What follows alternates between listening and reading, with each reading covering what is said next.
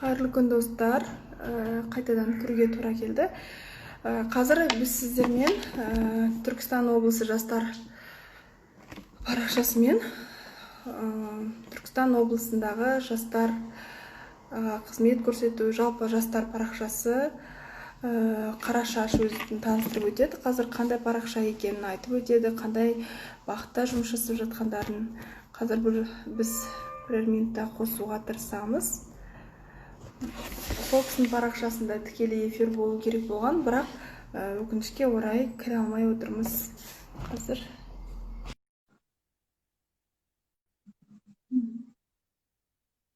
Қосылатын сияқты. Қайырлы күн, Мөлдір. Қалыңыз қалай? Сәлеметсіз бе, қалайсыз? Жақсы, рахмет. Біздің парақшада негізі сұхбат өту керек еді, бірақ айырмасы жоқ деп ойлаймын, екеуміз де эфирдеміз бастысы. Түркістан жастары, яғни Түркістан облыстық жастар ресурстық орталығы. Жалпы Түркістан облысына қарасты барлық жастардың басын қосатын орталық. Бүгін біз карантин кезінде 14 күн 14 ой деген жоба бастаған болатынбыз. Танымал адамдармен сұхбат және халқымызға демеу беру ретінде, моральдық тұрғыдан өзіңізді эфирге шақырдық. Біздің де оқырмандарымызға айта кетейік, халықаралық дәрежедегі куәландырылған психолог, отбасы кеңесшісі Мөлдір Болатқызы бүгін сіздердің сұрақтарыңызға жауап беретін болады. Бірнеше күннен бері негізі осы эфир жоспарланған, бірақ кейде байланыс нашар болады, кейде интернет басқа бір себептер бар. Сонымен біз бүгін эфирде жолығып отырмыз. Мөлдір ханым, ең бірінші біз әңгіменің ауанын күйзелістен бастасақ. Қазір карантин және кеше ғана тағы да карантиннің созылғаны туралы ақпарат шықты. Осындай ақпараттар адам психологиясына жалпы қаншалықты әсер етеді? Дұрыс айтасыз, адамның психикасына тікелей әсер етеді. Өйткені адамдар түрлі ақпараттарды, түрлі мәліметтерді уақытымен, яғни мезет-мезетімен алған сайын, ол адамның көңіл күйіне әсер етеді. Көңіл күйіне әсер еткен дүние бәрібір де оның жаңағы эмоционалды состояниясы оның денсаулығына әсер етеді. Сондықтан ең бірінші алған ақпараттарды фильтрсіз қабылдаған адам ең бірінші болып ауырып қалады. Яғни күйзеліске тым жақын адамдар, стрессті неустойчивый дейді, яғни стресске төзімділігі төмен адамдар ең бірінші болып ауырып жатады. Неге екенін өйткені адамның организмінде, медиктер менің сөзімді жоққа шығармайтын шығар, адамның организмінде әртүрлі гормондар бөлінеді ғой. Сол кезде ең бірінші бақыт гормоны адамның көңіл күйіне, жалпы өзінің тонусымыз дейді ғой, өзіміздің энергиямыздың, күшіміздің жұмсауымызға тікелей әсер ететіндіктен біз әрбір ақпаратты фильтровать етіп үйренуіміз керек. Я болмаса, қоғам оны бізге фильтрді қазір қоғамның көре алмаймыз, қоғамның белең болып жатыр ғой. Бізде үкімет жаман ақпараттардан бізді қорғай алмайды, өйткені елімізде сондай жағдай болып жатыр. Сондықтан біз өз-өзімізді қорғауымыз керек.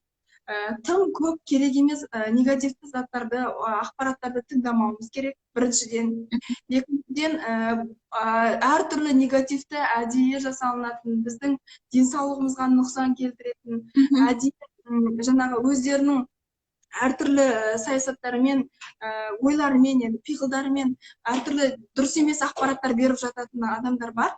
Оны да жоққа шығармау керек. Және олдай кезде де адамда ішінде фильтр болмаған жағдайда адамда паника болады. Паника деген көп стресстердің жинақталуынан, көп стресс алған адам міндетті түрде паникаға түседі.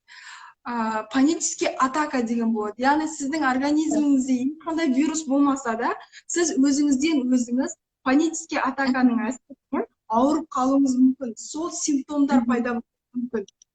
Сондықтан мына қоғамда болып жатқан ақпараттарды әр адам фильтрлау керек. Әр адам өзінің керекті нәрсені ғана тыңдап, керекті нәрсені қалай орнатуға болады. Мысалы, қазір әлеуметтік желіде бір ешқандай бөгет жоқ, біз Инстаграмға кірсек, неше түрлі жалған фейк ақпараттарды да көре беруіміз мүмкін. Қалай адам өзіне фильтр қоюға болады?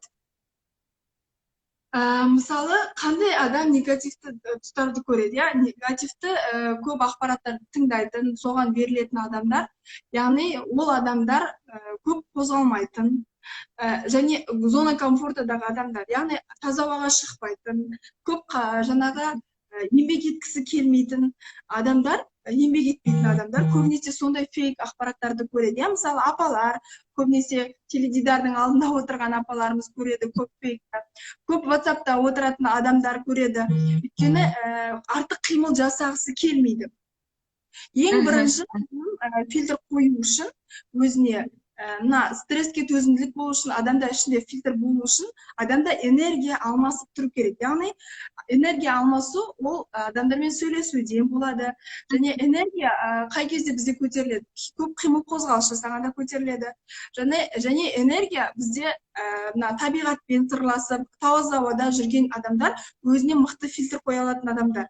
Яғни ол адамдар қоғамнан оқшауланбаса да, ол ақпаратты көрсе де басқаша қабылдайды. Өйткені қабылдаулары басқаша жұмыс жасап тұрады. Өйткені олардың ойларында өте көп жаңағы позитивті дейміз ба, жақсы ноталар өте көп болғандықтан табиғи түрде иммунитеттері жоғары болады. Ал көп қозғалмайтын, өзімен өзі оқшауланатын және көп біреудің өміріне қызығып, теледидар, сериал көретін, қалай десем болады. Бір өзінің кеңістігінде ғана жүрген адамдар, шарда жүрген адамдар, сол фильтрларын жоғалтып алады. Фильтрді көбінесе біз кішкентай кезден береміз, қалай фильтрлап үйрету керек екен. Бірақ ересек адамдардың өзіне де сол фильтрмен жұмыс жасау керек. Өйткені қазіргі таңда күлкінішті жағдай, ересек адамдардың өзі сол фейк ақпараттардың әсерінен, панический атаканың әсерінен өздерін ауыртып жатқан адамдар өте көп. Қазір енді карантин кезі ғой, біз осыған дейін айтып жүрдік та, жаңағы подсознаниеге байланысты, бейсанаға байланысты сен ауруды шақыруы мүмкін, ойына байланысты ауруды шақыруы мүмкін деген сияқты. Біз сондай психологиялық тәсілмен қорғана аламыз ба вирустан? Мысалы, аурудан кейде мынандай жағдайлар болады. Біз көп ақпарат аламыз аурулар туралы. Содан кейін бір ауру адам қасында отырып кеткеннен кейін өзіңнен бір температураң көтеріліп тұрған сияқты жағдайларды көп айтып жазып та жатыр біздің оқырмандар. Сондай дүниені қалай алдын алуға болады? Дұрыс айтасыз, адамдарда ең бірінші әрбір адамда, мен всегда айтамын, психолог болсын, медик болсын, ол дін адамы болсын, сеніммен жұмыс жасайды. Яғни сіз сол адам жанында отырып, сіз сол ауруды жұқтырдым деп ойласаңыз, тіпті сіздің организміңізге ол әрлі вирус бармаған болса да, ол сіздің мұрныңызда ғана тұрса да, оны сумен шайып, жуып кетіруге болса да, бірақ сіз ойлайсыз, оны өкпемде тұр, мен бітті. Тура сол кезде психосоматика ойнайды. Яғни психосоматика деген ол адамның түпкі санасында онымен қалай айтса болады, ойнайтын нәрсе. Яғни сіз бұрын соңды болмаған қорқыныштарыңыз, бұрын соңды болмаған үрейіңізді сол кезде шақырып алып, дәл солай шын мәнінде ауырып қалуыңыз мүмкін. Психосоматика қай кезде ойнайды? Адам өзін, мысалы, қалай айтса болады, мен қазір ауырсам, бірақ адамдар үйтіп ойламауы мүмкін, бірақ біздің түпкі санамыз сонда программа беріп отырады. Мен қазір ауырсам, дәл мына кісі сияқты ауырсам, ертең жұмысқа бармаймын. Ертең жұмысқа бармаймын да, теледидардың алдында жатамын, иә, мысалы, немесе терлеймін, әйелім маған сорпа алып келеді деген сияқты. Ол үйтіп ойлап тұрған жоқ, бірақ түпкі санасында сондай программа бар. То, что ол біреудің ауру сияқты ауырса, оған выгода. Сондықтан, если сіз кішкене біліп тұрсыз да, сол адамға қарадыңыз да, ойбай, жұқтырып алам деп, жұқтырып алып қалдым деген кезде біліп тұрсыз, солай болып қалғанын, сіз енді түпкі санаңызға не керек екенін беру керексіз. Сіз ауырыңыз, ауырмаңыз, демалыс арнаңыз өзіңізге. Просто сіз ауырдым демеңіз, жай ғана барыңыз да теледидардың алдында жатып бір күн демалып алыңыз. Немесе сол шайды ішіңіз, немесе сол әйеліңізден вниманияны алыңыз. Бірақ ауырдым деп айтпай.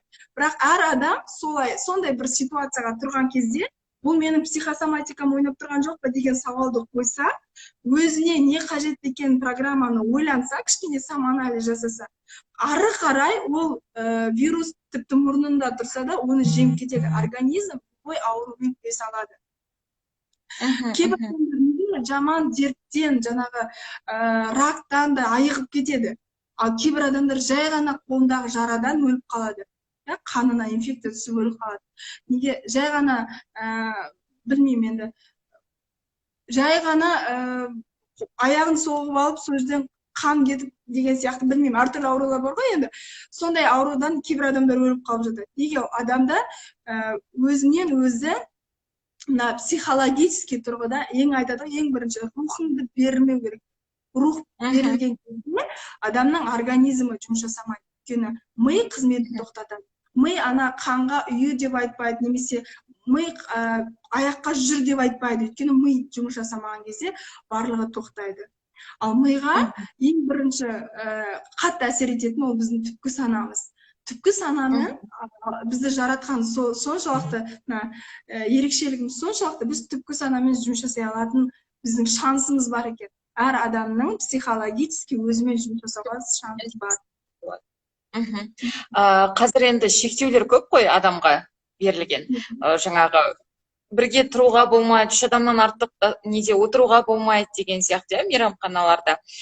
Сондай шектеулердің өзі адамның бір көңіл күйіне, мінезіне әсер ететін сияқты, ашуланшақ болуы мүмкін, немесе бір қандай да теріс мінез көрсетуі мүмкін деген сияқты. Осындай шектеулерді қалай дұрыс қабылдауға болады? Бұл біреудің, мысалы, қоғамда берілген, қалай айтса болады, жалпылама ереже, тәртіп. Егер сен, ол ішкі мәдениетіне байланысты. Егер сен біреуді өзің ауырып тұрып, біреуге де жұқпасын десең, сен жаңағы масканы кию керексің. Және қоғамда болып жатқан, сен енді барып біреуге тыныс алу аппаратын алмай жатсаң, сенің ондайға бөлетін $20,000 немесе $100,000 теңге қалтаңда болмаса да, сенің қолыңнан не келеді? Той жасамау қолынан келеді ғой. Сондай, егер адам саналы түрде бір осознанно бір нәрсені істесе, ол оған ешқандай несін теріс әсерін тигізбейді. А егер адамның ішінде айтады ғой, судья деген нәрсесі болады, судья, бәріміздің ішімізде бір судья, прокурор, бәрі отыр, мұғалім отыр, дәрігер отыр, бәріміздің ішімізде бір мамандық отыр, әртүрлі мамандықтар отыр. Қай кезде біз өзімізді судья сияқты кетеміз? Біз көнбеген кезде, мысалы, неге біз ресторанға бармауымыз керек, неге біз 3 адамнан артық жинамауымыз керек деп келеміз, егер біз сол нәрсені қабылдамаған кезде. Сондықтан әр адам өзінің ішінен ойлану керек. Бұл маған соншалықты қажет па? Мысалы, біреу үшін терлеген, біреудің ол нәрсені сіз ешқандай өзгерте алмайсыз. Бірақ сіздің нервіңізді қозғау. Сондықтан кеше ғана Комаровскийдің тамаша эфирін көрдім. Таза ауада, ресторандарда, летниктарда отырған, тамақ ішкен ол адамға ешқандай зияны жоқ. Керісінше, таза ауада вирус ол жоқ болып кетеді екен. Ауа бізде өте кең ғой, Құдайға шүкір, кеңістік, жел бізде. Біздің жалпы климатымыз таза ауада, барлық адамдар таза ауада жүрсе, мысалы, малшылар, ауылдағы адамдар неге ауырмайды? Көп ауырмайды. Той жасамаса көп ауырмайды. Ауырып жатқандар тойға барып, помещениеде отырған адамдар, мысалы. Ол таза ауада кезде вирус, тіпті 50 вирус адамның жанынан жұқса да, ол желмен ұшып кетеді екен, жоқ болып кетеді. Сондықтан таза ауада отыру, жаңағы қарым-қатынас жасау, ол мүлдем жасамау деп айтып отқан жоқ. Оны президентіміз өзі айтып отырған жоқ. Араласпаңдар. Бірақ кейбір дұрыс түсіну керек. Енді мысалы жаңа карантинде енді көбінде үйде болғандықтан адамдарда бір жаңа фейк ақпаратта сол бір жалыққандықтан, үйде жатып іш пысқандықтан, зеріккендіктен жазатын сияқты кейде. Осы карантиндегі уақытта қалай дұрыс пайдалануға кеңес беретін едіңіз? Психолог ретінде адам негізінен қалай өзінің хоббиін өзін табуына болады? Көп адамдар ойлайды, карантин уақыты ол бір, қалай айтса болады, бір ең өмірдегі жаман уақыт, осы болады ғой, мына апалар, аталар бәрі айтып жатыр да, бұндай жағдай бізде болған емес, өте бір қиын дүрбелең уақыт деп, солай тек қана негатив жағын алып жатыр да. Бірақ әр нәрсенің өзінің плюс минус жақтары бар екенін адам қабылдаған кезде, көзі ашық адам қабылдағанда, ол әр минутын өзі секундына дейін дұрыс пайдаланып үйренетін адамдар отбасымен қарым-қатынас жасайды, отбасымен бірге саяхаттайды. Мен айтпаймын бір шетелге бар или басқа қалада бар, жай ғана өзіңнің қаланың сыртындағы отбасымен 3 адам ба отбасында пикникке бар, балаңның қабілетін аш, бірінші классқа барып жатыр ма, балаңмен сөйлес, жұмыс жаса. Әр адамда мен ойламаймын жасайтын іс жоқ деп айтуға болмайды. Бәр адамда өзіне тән несі болады. Тиесілі міндеті болады. Өзінің отбасында болсын, даже ол бойжеткен, үйленбеген бойжеткен болсын, оның өзінің міндеті бар, жауапкершілігі бар. Отбасында сол жауапкершілікті сол 2 аптаның ішінде дұрыс атқарып, үйіне көмектесіп деген сияқты, кітап оқып деген сияқты, сіңілдерімен сөйлесіп деген сияқты. Жай ғана ер адам болса, ер адам жай ғана үйіне ремонт жасамаса да, жай ғана үйінің балалармен тілдесу, сөйлесу арқылы бұл жерде уақытты тиімді пайдалануға болады. Кейбір адамдар ойлайды, ой, мен осы карантин уақытында өзімді табуым керек, оқуым керек деп, оған ақша керек деген сияқты, негатив, үкіметтен ақша сұрап деген сияқты, сондай нәрселерді күтіп жатады. Бірақ ол менің ойымда ол жалқаудың психологиясы. Карантинда бекер жатпайды адамдар. Тіпті түкте істемей сағат 10-да тұрдым деген тұрып, шай ішудің өзінен рахаттанатын адамдар болады. Мысалы, мен карантинда жұмысым жүріп жатқан жоқ, арендаға көп ақша төлейміз, мысалы, бірақ мен одан өкінбеймін. Бұл өтіп кететінін білемін. Адамдардың психологиясы сол, тойға барса да, той ойлайды, бір 24 сағат болады екен деп ойлайды да, ең соңында ойбай, уже той өтіп кетті ма деп. Мысалы, басында кішкентай қиыншылық туса, ойлайды, менің басында осындай қиыншылық бұл ешқашан бітпейді деп ойлайды. Бірақ қай кезде бітетінін, бітіп қалғанын адам сезбей қалады да, әлі күнге дейін сол қайғымен өмір сүре бастайды. Бірақ ол қайғысы баяғыда сол күні немесе сол 2 күннен кейін бітіп қалған шығар.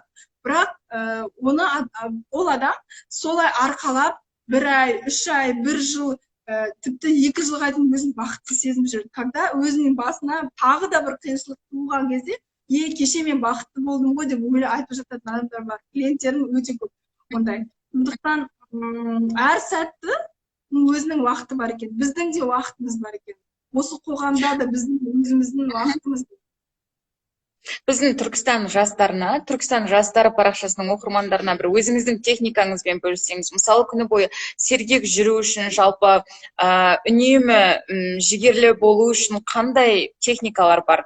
Таңертең ерте ояну үшін деген сияқты. Жастардың жігерін ояту үшін бір кеңестер айтсаңыз, өзіңіз психологиялық техникалармен бөліссеңіз. Мен өзімді жастардың қатарынан санаймын, әлі 40-қа таяппасам да. Әр адам өзін жас сезінеді. Әр адам өзін керек. Мысалы, сіздің 20-да болсын, 22-де болсын, 28-де болсын, 30-да болсын, әр адам өзінің жасына, өзінің қазір тұрып жатқан жеріне, киіміне, өзінің қаласына риза болмай, ода mindfulness деп атады, яғни әр сәттен, әр мезеттен ішіп отқан шайыңнан, печеньяңнан, күннен, ұстап жүрген соткаңға дейін риза болған кезде, адамда ризашылық туындаған кезде, сізде бүкіл нелеріңіз ашылады. Адамның көзі одан сайын жақсырақ көретін болады, мұрны одан сайын жақсырақ сезетін болады, одан сайын тіл байлығы арта түсетін болады. Ең бірінші, таңертеңгісін тұрғаннан бастап, мен всегда айтам, барлық ақпараттарда 6 дел деген мен не жазам. Ол мен соткама да жазам, блокнотым қолымда болмай қалса, тіпті үйде жүрсем де жазам, ешқандай бір жоспарым жоқ, үйден шықпайтын болсам да, мен бүгін не істеу керекпін деген. Өйткені Алла тағала мені бекер ойлаған жоқ қой, бекер өмір сүріп жатқан жоқ, мен не істеу керекпін деген кезде, алаңда соткамды шұқылайын да, істейтін істерімді жазып шығамын. Бұл затты істейін, жазам да, кешке таман ұйықтаған кезде бәрімізде әдет бар, сотканы шұқылау. Мен қарап шығамын, бір рет оқып шығамын. істеген істерімді кейде өшіріп тастаймын, кейде ерінбесем галочка қойып шығамын. Галочка қойып, шығамын. Ал ерінсем, аланда удалить етіп тастаймын да, қалған заттары істемеген заттарым қалады. Мен бірақ өзімді ол үшін кінәламаймын. Өлдірсем неғып ананы істемедім, мынаны істемедім деп. Керісінше ол маған мотивация беріп тұр. Таңертең тұрып ананы істегенге мотивация беріп тұр. Кешегі істемей қалған істерім. Сондықтан сол 6 істі жаса деп айтар едім. Одан кейін жастарға ең бірінші, мен де жаспын ғой. Бұрын студент кезінде, жас болған кезде әке шешемнің қасында жүргеннен гөрі достарымның жанында жүргеннен. Қазір маған карантин жақсы. Мен көбінесе әке шешелеріммен сөйлесіп, телефонмен сөйлесіп, баруға өзіме мүмкіндік жасаймын. Яғни Алла тағала маған сондай уақыт беріп тұр, туыстармен қарым-қатынас жасауға деген сияқты әр нәрсенің плюс жағын алуға тырысамын. Сосын всегда мынандай ой жүреді. Никогда бұл өмір бітіп қалады деп ойламай жүрмеймін. Мен наоборот айтамын. Ертең мен оянамын ба, Құдай біледі. Мен каждый күнімде ойлаймын. Мына кісіні мен последний раз көріп тұрған шығармын деп ойлаймын. Ол кете ма, мен кете ма, Құдай біледі. Бірақ мен всегда адаммен қоштасып тұрған кезде, үйімде болсын, подъезде болсын, всегда бетінен сүйіп қоштасамын. Бетінен сүйіп қоштасам да, ішіме Алла тағаланың ұзақ өмір сүруін, қайтадан кездесуімізді нәсіп ете көр деп ішімнен сұраймын. Бірақ мен ішімнен ойлаймын, а вдруг мен последний раз бұл кісіні көріп тұрмын, мысалы. Сондықтан күн тұру үшін мен әлі жасым 25-те деп өмір сүрмеу керек. Демек, үнемі көтеріңкі көңіл күйде болу үшін бүгін ең соңғы күн сияқты өмір сүру керек дейсіз ғой, және жоспар құру керек. Енді бір өзіңізге жеке сұрақтар қояйық. Карантин біткеннен кейін сізде сондай мүмкіндік болса, түскі асқа кез келген адамды шақыра аласыз. Кімді шақыратын едіңіз? Егер көп адамдар, көрмей жүрген адамдарымды шақыратын едім. Мысалы, Нұр-Сұлтандағы құрбымды шақыратын едім, немесе баратын едім. Алыста жүрген жақын адамдарын шақыратын. Және карантин біткеннен соң саяхаттау енді барлық жазда саяхаттайтын еді ғой, демалысқа баратын еді жаз маусымында деген сияқты. Қайда баруды жоспарлайсыз? Қайда демалуды жоспарлайсыз? Бәрінің биылғы жылғы ең сұрақ қойғысы келмейтін сұрақтардың бірі ғой. Көп адамдар жоспарладық. Әсіресе шетелге шығуға жұмыс жасағаннан кейін жоспарладық қой енді. Бір жылдық еңбегімізді өзімізге арнап шетелге шығайық деген сияқты. Бұйыртса, карантин біткеннен кейін жоқ дегенде Турцияға барып демалуды ойлап отырамын. Соған жастарыңызге сондай денсаулық табыстарыңыз. Соған тілектеспіз. Рахмет біздің эфирге шығып, біздің сұрақтарымызға жауап бергеніңізге. Біз оқырмандарымызға тағы да айта кетсек, Түркістан жастары 14 күн 14 ой деген жобаның аясында халықаралық дәрежедегі психолог, отбасы кеңесшісі Мөлдір Болатқызы сіздермен бірге әңгіме дүкен құрды. Келесі эфирді тамашалаңыздар. Келесі эфирде тағы да қызықты қонақтар болатын болады. Біздің парақшаны бақылай жүріңіздер. Сізге рахмет, Мөлдір ханым. Рахмет. Сақтап отырсам, Қарашаш ханым. Көп рахмет. Бізді сақтай салыңыз. Жақсы.